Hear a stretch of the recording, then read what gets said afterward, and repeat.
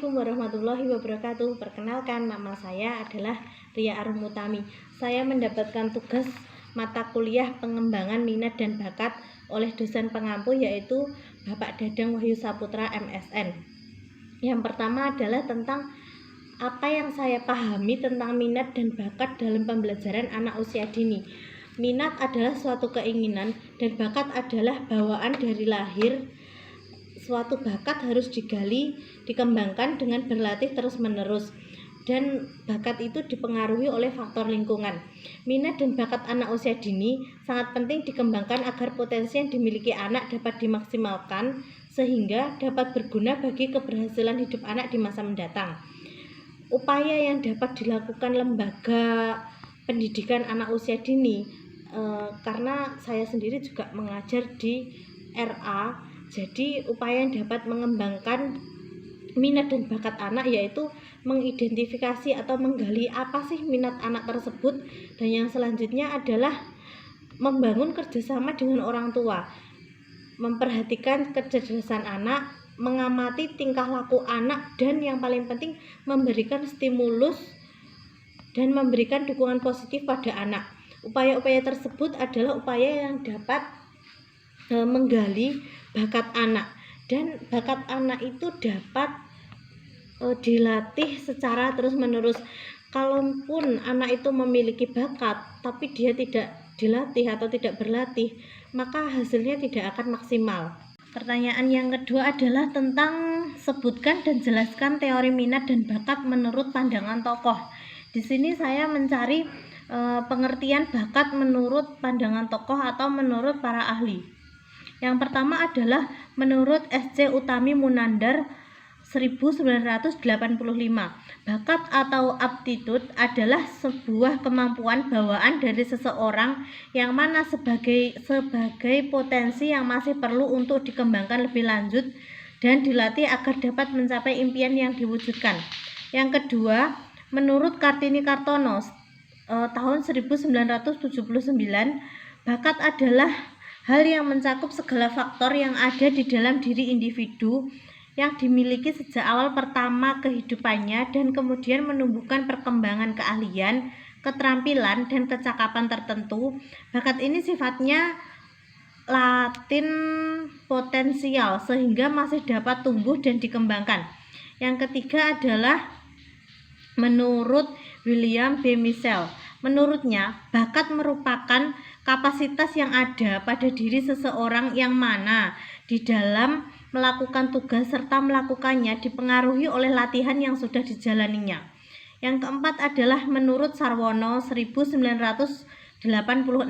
Menurut Sarwono, bakat adalah kondisi yang ada di dalam diri seseorang yang mana memungkinkannya dengan latihan khusus dalam mencapai pengetahuan, keterampilan khusus, serta kecakapan. Yang kelima menurut Suganda Pubakawaja 1982, bakat adalah benih yang berasal dari suatu sifat yang mana baru akan tampak nyata jika seseorang tersebut mendapat sebuah kesempatan dan kemungkinan untuk dapat mengembangkannya. Yang keenam, menurut Woodward and Marquis, menurutnya bakat yaitu sebuah potensi yang mana dapat diramalkan serta diukur dengan melalui sebuah tes khusus. Oleh karena itu, bakat dapat dikategorikan sebagai sebuah kemampuan atau ability yang mana ability tersebut mempunyai 3 arti diantaranya, yaitu achievement merupakan actual ability yang mana dapat diukur langsung dengan menggunakan alat ataupun dengan tes tertentu. Yang kedua, capacity merupakan potential ability, yaitu yang dapat diukur dengan cara tidak langsung, yaitu melalui kecakapan individu, yang mana kecakapan ini dapat dikembangkan dengan perpaduan antara dasar dengan latihan yang intensif serta pengalaman. Yang ketiga, aptitude, yaitu kualitas yang hanya dapat diukur dengan tes khusus yang memang sengaja dibuat untuk itu. Yang ketujuh, menurut Crow and Crow 1989, bakat adalah sebuah kualitas yang dimiliki oleh setiap orang yang mana dalam tingkatan yang sangat beragam satu sama lainnya. Selanjutnya yang ke-8, menurut Ngalim Purwanto dalam buku Psikologi Pendidikan, kata bakat lebih dekat definisinya dengan aptitude yang memiliki arti kecakapan pembawaan, yang mana mengenai kesanggupan dan potensi tertentu yang dimiliki oleh seseorang. Yang ke-9, menurut Brigham dalam Surya Brata 1995, bakat merupakan suatu yang menjadi titik berat yang sudah dimiliki setiap manusia, yang sudah didapatkan dari latihan-latihan tertentu dari performa ataupun karirnya. Yang ke-10 adalah menurut Guildford dalam Surya Brata 1995, yaitu definisi bakat adalah sebuah hal yang memiliki corak yang berbeda. Bakat merupakan kemampuan kinerja yang mana mencakup dimensi psikomotor, dimensi intelektual, serta dimensi perseptual. Dimensi psikomotor meliputi faktor kekuatan, faktor impuls, faktor kecepatan gerak, faktor ketelitian atau ketepatan, yang artinya adalah faktor kecepatan statis menitik beratkan pada posisi, faktor kecepatan dinamis menitik beratkan pada gerakan. Yang selanjutnya faktor koordinasi.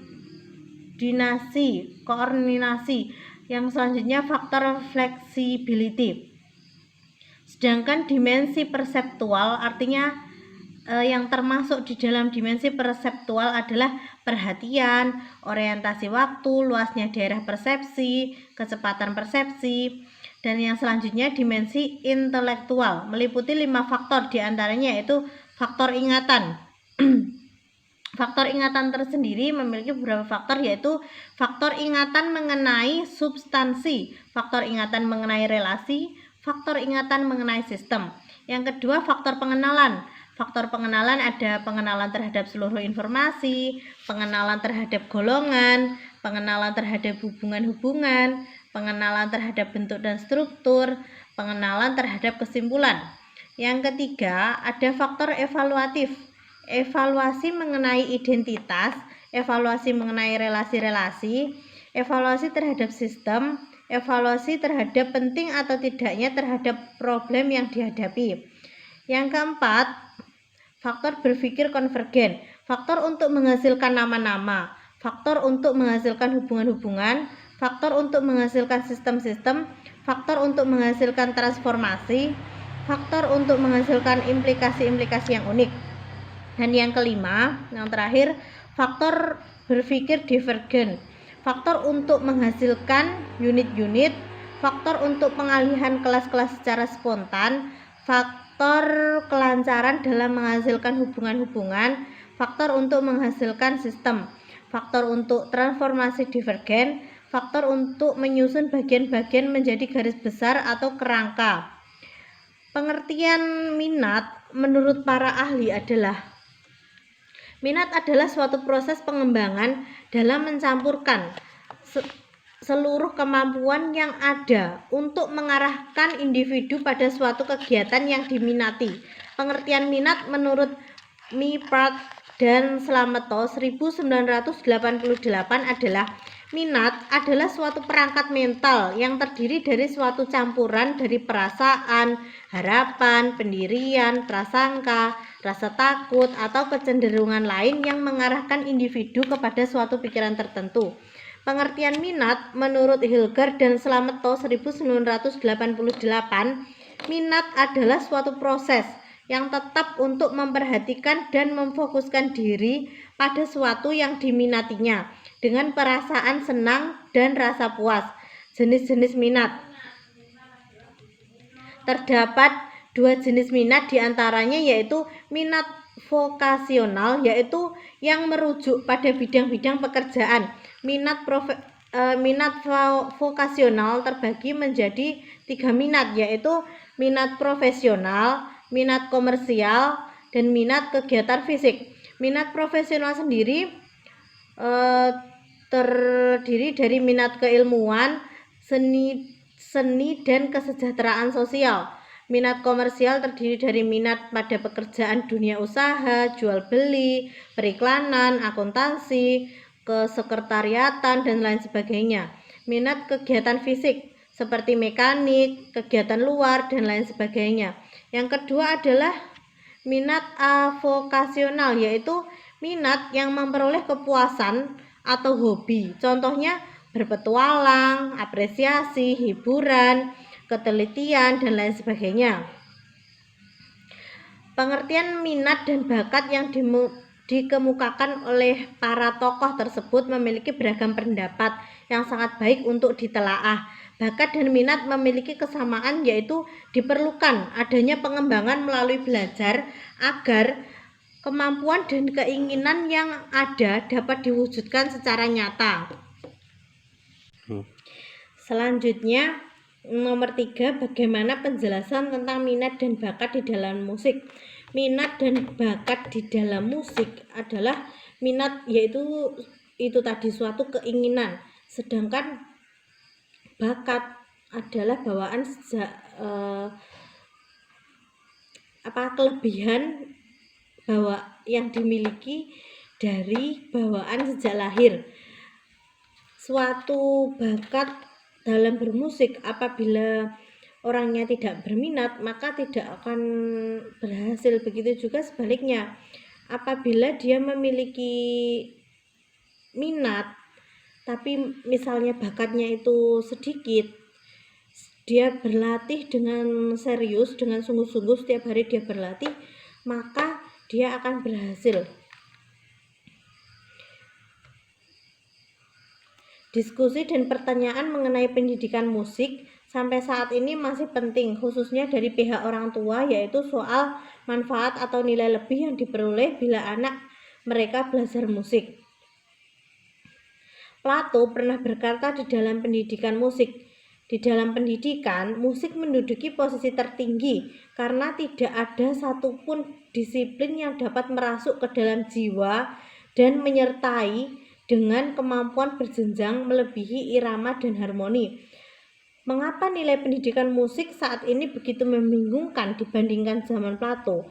Ide mengenai pendidikan musik itu sendiri adalah sangat baik, walaupun ada sebagian orang tua yang tidak ingin anaknya menjadi musisi atau seniman musik. Sementara ada sebagian orang tua yang berpikir bagaimana caranya dapat meningkatkan bakat anaknya di dalam bermusik. Pembelajaran musik itu banyak sekali metodenya, tidak selalu berupa praktek alat musik, terutama bagi anak-anak sejak usia dini. Yaitu di rumah mungkin bisa dibiasakan mendengarkan lagu-lagu yang sekiranya dia bisa menikmati atau distimulus oleh ibunya dengan ritmis sederhana atau notasi sederhana. Itu jauh akan lebih efektif daripada anak terlalu dini dihususkan musik. Bahasa ibu itulah kunci pembelajaran musik yang lebih efektif untuk anak. Jadi, komunikasi ibu dan anaknya itu tidak saja mengasah musikalitasnya, tetapi juga membangun hubungan emosional yang baik antara anak dan orang tua. Yang keempat adalah mengenai bakat. Para ahli sebenarnya memiliki pandangan yang berbeda. Ada yang percaya, ada pula yang menganggap bakat itu hanya mitos.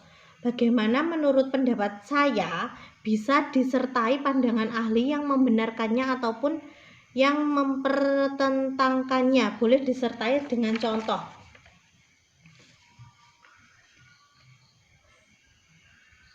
Tadi saya sudah membahas tentang pengertian minat dan bakat menurut para ahli.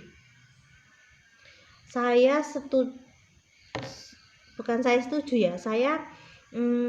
membaca tadi dan sudah